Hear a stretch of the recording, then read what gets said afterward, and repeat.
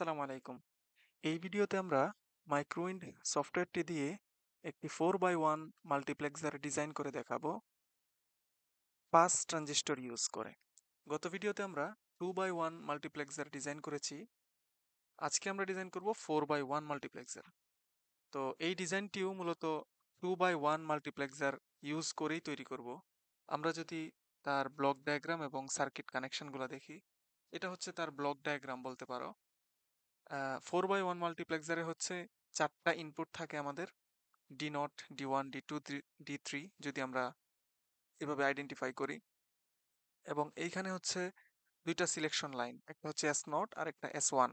এই সিলেকশন লাইনগুলোর উপরে ভিত্তি করেই আমাদের ইনপুটগুলো আউটপুটে পাস হবে। যখন কিনা দুইটাই জিরো, সিলেকশন লাইন দুইটাই জিরো, তখন হচ্ছে আমরা পাবো ডি নট। এখানে যদি খেয়াল করো, এস বার দ্বারা বোঝানো হয়েছে আসলে জিরো, এবং নর্মাল এস দ্বারা বোঝানো হয়েছে ওয়ান। তাহলে জিরো জিরো যখন দুইটাই সিলেকশন লাইন, তখন আমরা পাবো হচ্ছে ডি নট।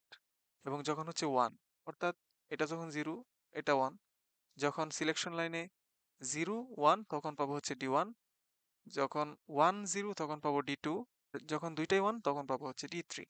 এবং ওভারঅল আমাদের যেটা আউটপুট হবে সেটা হচ্ছে এটা তার একটা এক্সপ্রেশন। আশা করি এই পার্টটা বুঝতে পারছো। তো এইখানে যে মাঝখানে সার্কিটটা দেখতে পারতেছো, আহ, এটা হচ্ছে আমাদের pass transistor, mainly NMOS pass transistor use করে এটা তৈরি করা হয়েছে।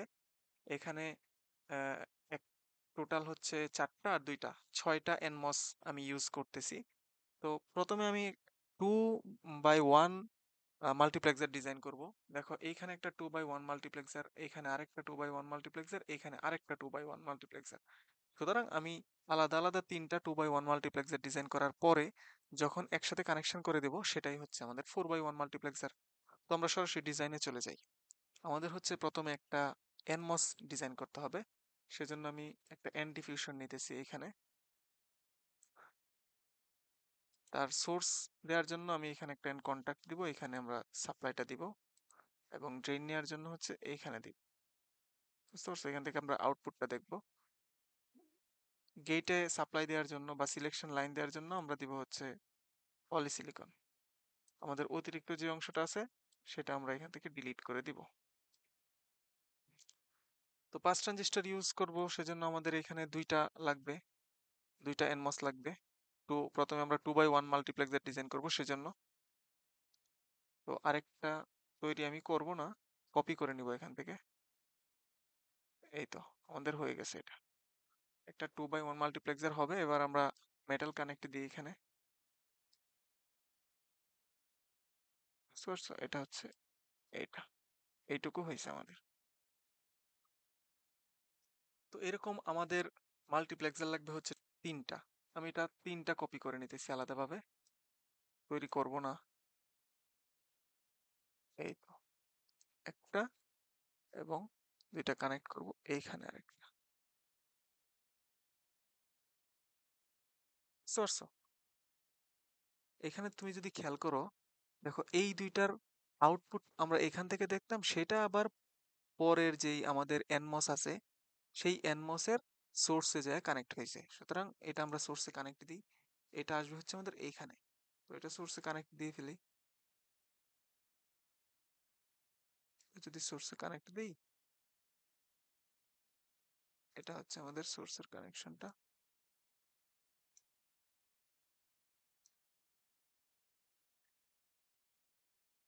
ঠিক আছে? তো এইবার হচ্ছে এইখানেও কানেকশন দিব, নিচেরটার ক্ষেত্রেও একই কথাই প্রযোজ্য হবে।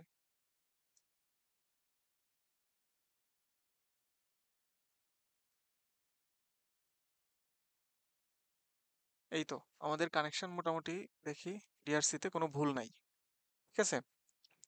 তো এবার আমরা সিলেকশন লাইনটা দিব, তার আগে আমরা আউটপুটটা দেখবো হচ্ছে এখান থেকে। এটা আমি ধরে নিচ্ছি ওয়াই। হ্যাঁ, এবার হচ্ছে আমরা দিব হচ্ছে আমাদের ইনপুট গুলা। এটা আমি দিতেছি ডি নট, এটা ডি1, এটা ডি2, এটা ডি3। তো ডি নট, এটা নামটা দিয়ে দিচ্ছি ডি নট। এবং এইখানে হচ্ছে আমরা রাইজিং টাইম এবং ফলিং টাইমটা অনেক কমাই দিব, যাতে করে খুব দ্রুত আমাদের চেঞ্জটা হয়ে যায়। এটা আমরা একটু কমাই দিলাম, ফাস্ট করে দিলাম। এরপরেরটা হচ্ছে এটা, এটা আমাদের ডি ওয়ান।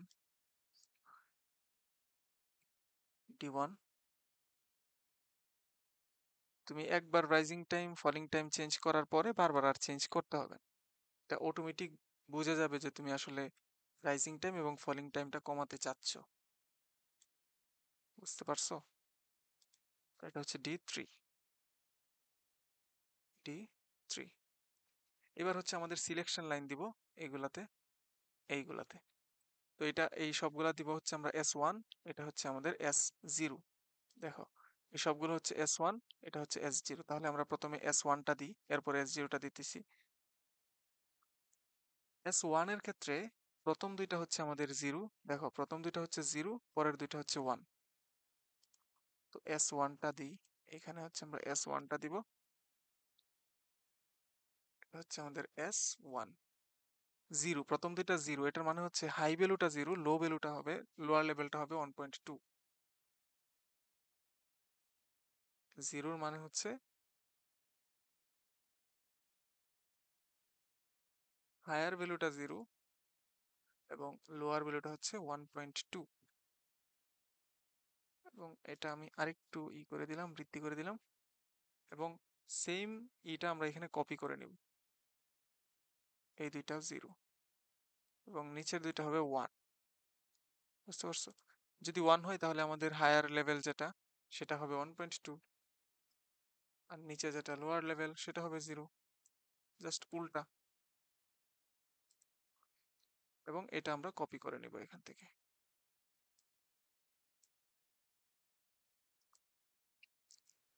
বুঝতে পারছো? এই হচ্ছে আমাদের কাজ। এরপরে হচ্ছে আমরা এখানে S0 যেটা সেটা এখানে দিব। S0 দিলাম, এটা S0। উপরেরটা আমাদের হবে 0, নিচেরটা 1, সেজন্য এটা আমরা করে দিব 0। লোয়ার এবং হায়ার লেভেলটা করে, লোয়ার লেভেলটা করে দিব হচ্ছে 1.2। 1.2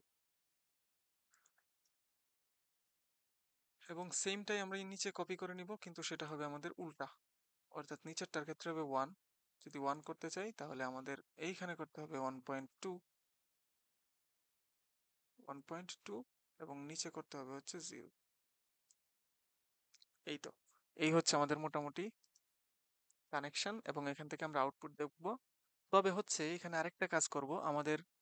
এখন যদি আমি সিমুলেশন করি তাহলে যেটা দেখবা যে অনেকগুলা S1 চলে আসছে, অনেকগুলা S0 চলে আসছে, কিন্তু আমি দেখবো হচ্ছে একটা S1 একটা S0, সেজন্য বাকিগুলা হচ্ছে নট ভিজিবল করে দেব। তার আগে তোমাদের একটু দেখাই। দেখো এখানে অনেকগুলা S0, দুইটা S0 আসছে, চারটা S1 আসছে। সুতরাং আমি এটা একটু চেঞ্জ করে দিব। সেটা চেঞ্জ করার জন্য আমি এখানে হচ্ছে এটা আমি ভিজিবলটা অফ করে দিলাম, এটাও অফ করে দিলাম। মানে ওইটা অ্যাক্টিভ আছে, আমি হচ্ছে ওটা দেখবো না আর কি আউটপুট হিসেবে। এটাও আনভিজিবল করে দিলাম, শুধু এটা দেখবো আর এই লাস্টেরটা দেখবো। এবার দেখো কমে গেছে। S0 এবং S1 দুইটার ভ্যালুই যখন আমাদের 0, এইখানে দুইটাই হচ্ছে 0, তাহলে দেখো S0 এবং S1 দুইটার ভ্যালুই যদি আমাদের 0 হয় তখন পাবো হচ্ছে D0। দেখো এইখানে S0 এর ভ্যালু 0, S1 এর ভ্যালু 0, সেজন্য আমরা পাইছি D0। সরাসরি আমরা D0 এর ভ্যালুটা পাইছি, ছোট যেটা একদম। এরপরে হচ্ছে S1 এর ভ্যালু হচ্ছে 0, S0 এর ভ্যালু 1। তখন কি পাবো? S0 এর ভ্যালু হচ্ছে 1, S1 এর ভ্যালু তখন 0, তখন আমরা পাবো হচ্ছে D1টা। এই যে D1টা। একইভাবে পরের গুলা দেখো, D2 পাইতেছো এখানে, D3টা পাইতেছো এখানে।